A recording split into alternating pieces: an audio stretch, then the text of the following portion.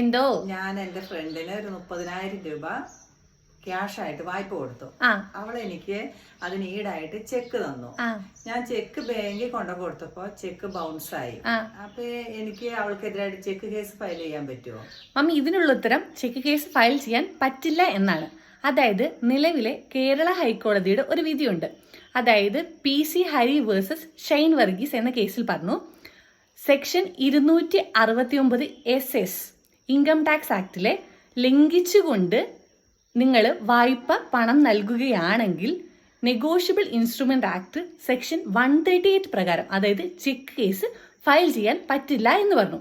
Income tax act section 269 SS പ്രകാരം 20,000 രൂപയിൽ കൂടുതൽ വായ്പ നൽകുന്നത് നിയമപരമായി നടപ്പിലാക്കാൻ കഴിയാവുന്ന കടം അല്ലെന്ന് ഈ കേസിൽ കോടതി വിധിക്കുകയുണ്ടായി. അപ്പോൾ നിങ്ങൾ കടം കൊടുക്കുന്നവരാണെങ്കിൽ ഇതൊക്കെ അറിഞ്ഞിരിക്കുന്നത് നല്ലതായിരിക്കും.